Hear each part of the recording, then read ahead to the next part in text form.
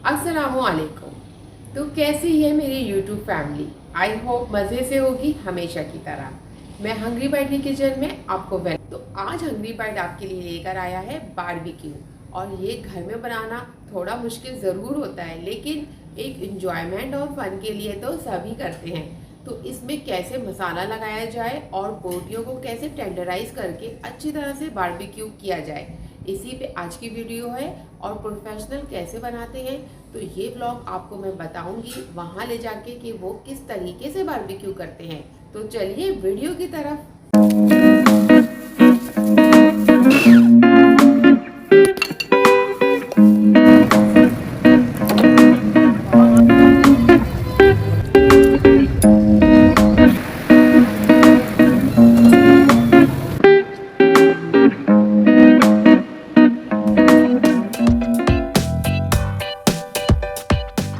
मज़ेदार से बारबेक्यू टिक्का बोटी बनाने के लिए मैं आपको सिर्फ यहाँ पर पैकेट दिखा रही हूँ कि इनके ऊपर क्या इंग्रेडिएंट्स होते हैं और किस तरह से मैरिनेशन करने की लिखी हुई होती है इंस्ट्रक्शन। तो मसाला कोई सा भी आप इसी टाइप का सीख कबाब और बोटी कबाब का ले सकते हैं, वरना मैं तो होममेड मसाला यूज़ करती हूँ। और जिनको नहीं पता वो यहाँ पर अज्जा भी चेक कर सकते हैं जो इन्होंने इसमें डाले होते हैं।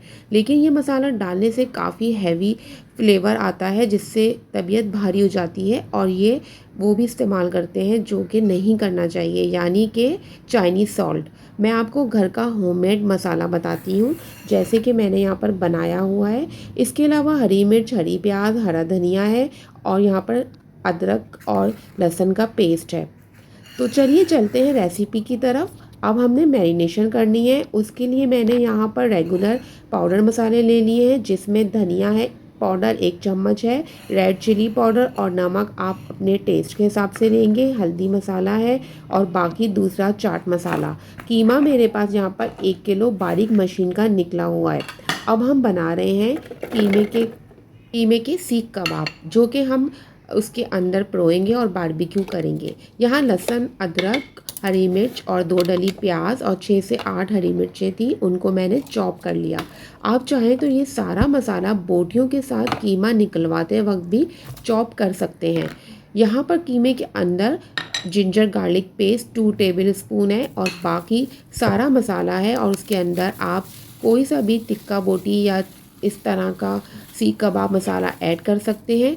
इसके अलावा इसके अंदर बहुत अच्छी मैरिनेशन करने के लिए काफ़ी देर इसको आपस में मिलाना पड़ता है, और 25% चर्बी लाजमी इसके अंदर होती है। ये बीफ का गोश्त मेरे पास 800 ग्राम है, तो इसके अंदर फ़ैट 200 ग्राम होना चाहिए ताकि ये बाइंडिंग के काम आए, और बहुत जूसी और सॉफ्ट बनते हैं।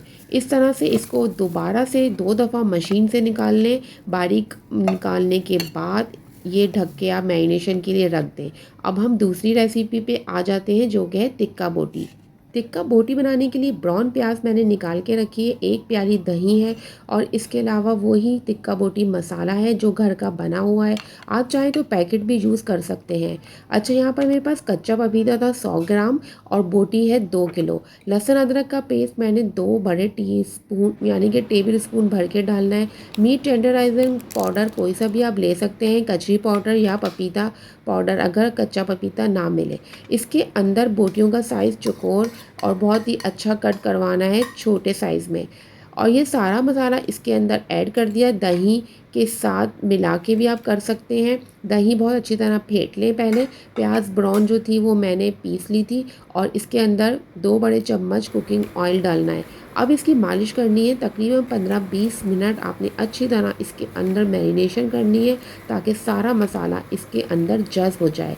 बोटियों को इसी तरह से आपने फिर कवर करके ओवरनाइट या 8 घंटे छोड़ देना है। आ जाते हैं कोयले को दहकाने के लिए। ये सबसे मुश्किल काम होता है। जिनके घरों में छत या कोई खुली जगह नहीं, उनको तो मुश्किल होती होगी। मैं यहाँ पर आपको रेस्टोरेंट स्टाइल दिखा रही हूँ, जो कि बाहर बहुत आसानी से ये सीख जाते हैं। अब कोयलों को दहका के एक ही साइड पर ये कर रहे हैं, और छोटे छोटे पीसेस कर देंगे। एक ख़ास डिस्टेंस होना चाहिए इंगीठी में कोयले और इंगीठी में रखी हुई रॉड्स का। यहाँ पर आप रॉड्स देख रहे होंगे, एक गोल होती है और एक चपटी होती है। जिस तरह से गोल होती है आगे से नोक वाली, वो बोटियों को परोने के काम आती है। और दूसरी चपटी जो होती है वो कबाब बनाने के। अब ये इस तरह से बोटियों को इस पर लगा रहे हैं और दूसरी तरफ कोयला दहक चुके हैं।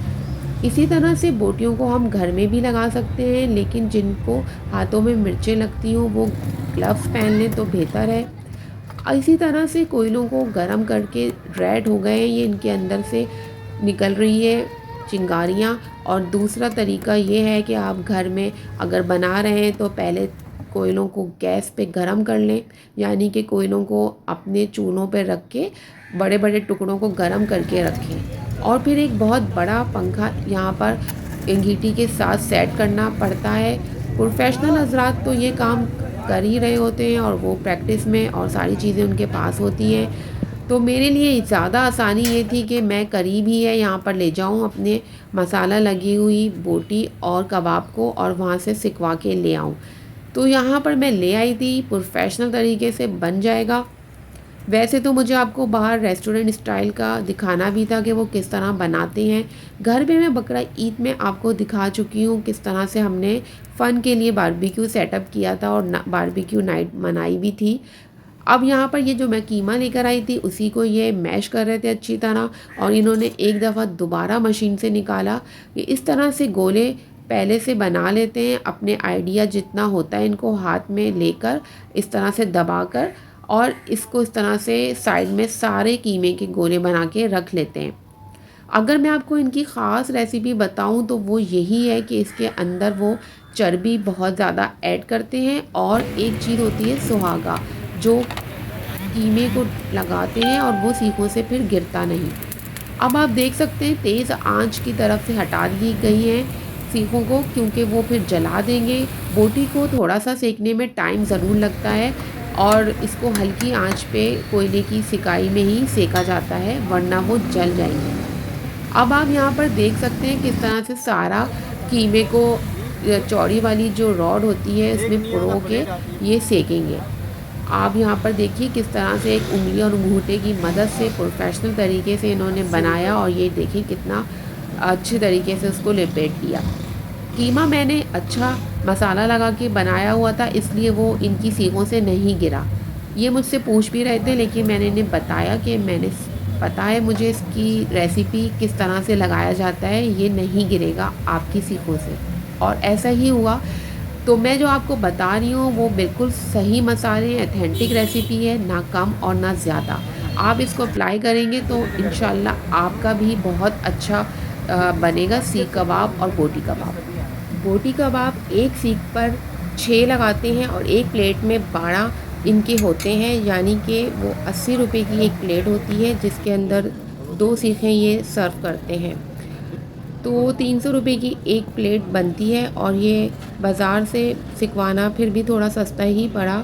इन्होंने 300 रुपये किलो लिया था और एक प्लेट ये 80 रुपये की बोटी की देते हैं, जिसमें छोटे छोटे पीसीज होते हैं और सीख पर सिर्फ 6 एक सीख में इनकी होती हैं बोटियाँ। यहाँ पर ज़्यादा लगाया गया था क्योंकि ये घर की थी, इसलिए ज़्यादा कीमे की भी बनाई सीख। और अब ये बन गए थे और बहुत अच्छे तरीके से उतर रहे थे।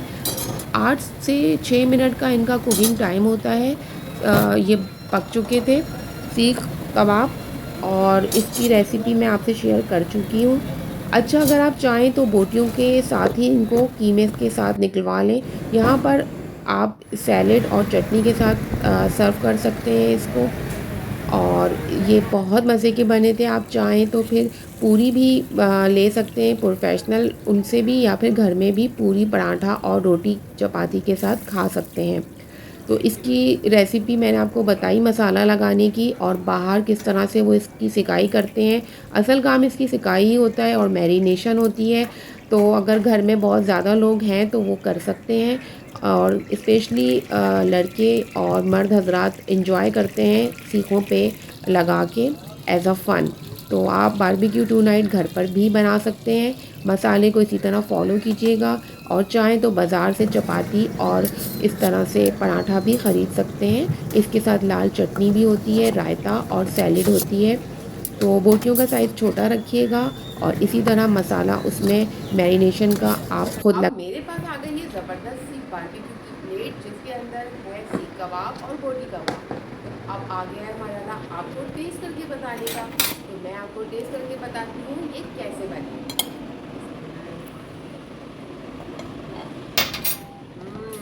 इसके कबाब तो बहुत मजे के हैं, बिल्कुल अंदर से जूसी टेंडर हुए हैं और आप देख सकते हैं इनकी शेप भी ख़राब नहीं हुई। हम घर में बनाते हैं तो अक्सर ये गिरने लगते हैं। अब मैं बोटी ट्राई करती हूँ।